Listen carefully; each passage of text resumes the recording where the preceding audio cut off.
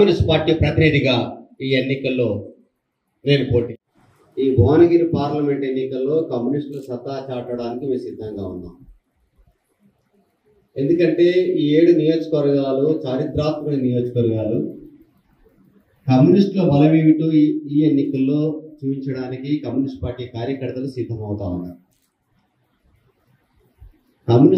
Communist party కార్యకర్తల బలమే ఈ ఎన్నికల్లో చాలా కీలకమైనట్టు. కానీ ఒక విషయం చెప్పదలిసాం, మొత్తం పార్లమెంటు ఓటర్లందరికీ ఒక్క విషయం మా విజ్ఞప్తి ఏమిటంటే 2 అంశాలు చూడండి, 2 విషయాలు చూడాలి. మొదటిది పార్టీ లేక రాజకీయ విధానాలు చూడాలి.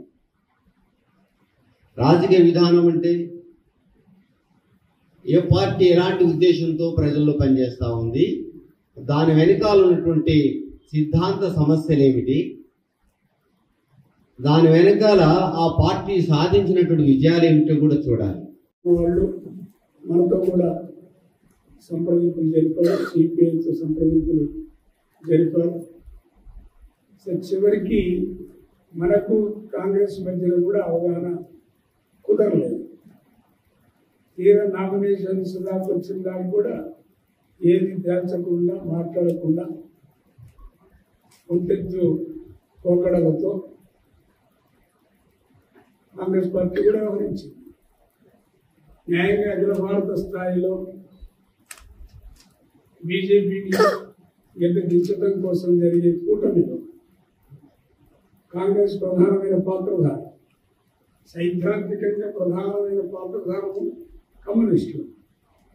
కానీ శక్తి, ఓట్లు, వ్యవహారం, బలం అన్నిటి దృష్ట్యా వాళ్ళు ఆర్గనైజ్ చేయాల్సినటువంటి బాధ్యత కాంగ్రెస్ ఉంది.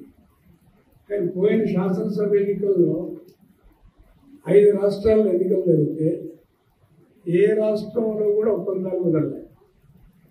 అంతా ఒంటెద్దు పోగలతోనే కాంగ్రెస్ పార్టీ వ్యవహరించింది. చివరికి ఈ రాష్ట్రంలో మనతో కూడా అట్లే వ్యవహరించింది. తద్వారా సీట్ అడ్జస్ట్మెంట్ కుదరలేదు. చివరి దశలో మనం 19 నియోజకవర్గాల్లో పోటీ చేయాల్సిన పరిస్థితి వచ్చింది. సీట్లు, ఓట్లు ఎన్ని సంగతి కాదు, కానీ తెలంగాణ రాష్ట్రంలో ఎర్రజెండా యొక్క చరిత్ర చాలా గొప్ప చరిత్ర.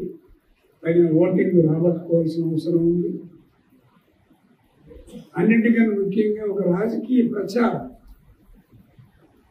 బీజేపీ ప్రమాదాన్ని ప్రజలకు తెలియజెప్పడం కోసం ఈ ఎన్నికల్ని సమర్థవంతంగా ఉపయోగించుకోవాలనే ఉద్దేశంతో మనం ఈ పోటీలో దిగుతుంది.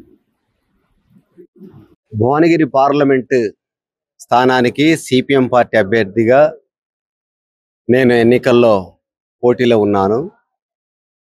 ఈ సందర్భంగా నా నియోజకవర్గ ప్రజలందరికీ విజ్ఞప్తి ఏమిటంటే, ఈ ఎన్నికలు ఆలోచించి ఆచితూచి సమయం కూడా ఉన్నది కాబట్టి ప్రజలందరూ కూడా ఒక నిర్ణయానికి రావాల్సిన అవసరం ఉన్నది. కమ్యూనిస్ట్ పార్టీ మార్క్సిస్ట్ అభ్యర్థిగా నేను 35 ఏళ్లుగా క్రియాశీలక రాజకీయాల్లో ఉంటూ ప్రజల మధ్యన ఉంటూ ప్రజల కోసం పనిచేస్తున్నాను. కానీ సమాజం కోసం ఆలోచన చేయాల్సినటువంటి వాళ్ళు, ప్రజల కోసం జీవితాన్ని త్యాగం చేస్తున్నట్టు వాళ్ళు ఎన్నికల్లో కేవలం డబ్బు లేనటువంటి కారణంగానే వెనకబడుతున్నారు. అందుకే నా దగ్గర డబ్బు లేదు, నా పార్టీ దగ్గర డబ్బు లేదు. ప్రజల కోసం ఏ త్యాగాలను సిద్ధం చేయడానికి ఉన్నాం.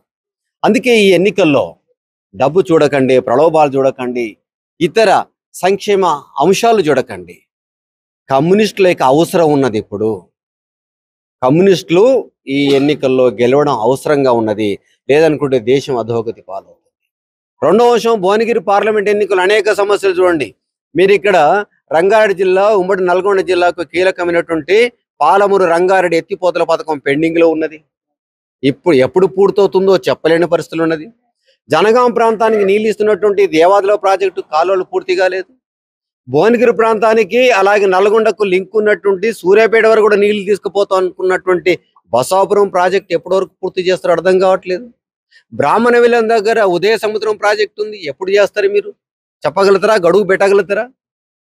గంధమల గురించి చాలా జోరుగా చెప్పినటువంటి ఈ గత ఎమ్మెల్యేలు కావచ్చు, గత ప్రభుత్వం కావచ్చు, మరి గంధమల ఏమైంది? అంతే ఇరిగేషన్ సంబంధించినటువంటి సమస్య చాలా కీలకంగా ఈ నియోజకవర్గంలో పెండింగ్ లో ఉన్నది. రెండో అంశం విద్య విషయంలో చూడండి, ఏ చిన్న అంశానికన్నా హైదరాబాద్ పోవాలి విద్యకు. ఇక్కడ జిల్లా కేంద్రాలకు ఇంజనీరింగ్ కాలేజీ లేదు భువనగిరిలో. ఎక్కడ ఇంజనీరింగ్ కాలేజీలు మొత్తం హైదరాబాద్లో ఉన్నాయి. పేద పిల్లలందరూ కూడా హాస్టల్లో ఉంటూ చదువుతున్నారు. అందుకే ఇంజనీరింగ్ కాలేజీలు, ఉన్నత విద్య ఇక్కడ అవసరం ఉన్నది. వైద్య విషయంలో కూడా చూడండి, ఎయిమ్స్ ఉన్నది కదా, బీబీ నగర్ ఎయిమ్స్ 42 డిపార్ట్మెంట్లకు కేవలం 26 డిపార్ట్మెంట్లు మాత్రమే పనులే ఉన్నాయి. 1500 నుంచి 1800 మంది పేషెంట్స్ వస్తే 6 బ్లాకులు మాత్రమే పనిచేస్తున్నాయి. కంప్యూటర్ల కోసమే రాసి పంపాం సెంట్రల్ గవర్నమెంట్కు, డబ్బులు లేవని చెప్తున్నారు. పోనీ ఎయిమ్స్ని బీజేపీ ప్రభుత్వమా? అందులో కిషన్ రెడ్డి గారు కూడా డైరెక్టర్గా ఉన్నాడు, అరవింద్ కూడా డైరెక్టర్గా ఉన్నారు. మీరు చెప్పగలుగుతారా ఎయిమ్స్లో పూర్తి స్థాయిలో వైద్యం ఎప్పటివరకు అందించగలుగుతారు? అందుకే చెప్తున్నాం, విద్య, వైద్యము, ఇరిగేషన్, మౌలిక రంగాల్లో కూడా మొత్తం భువనగిరి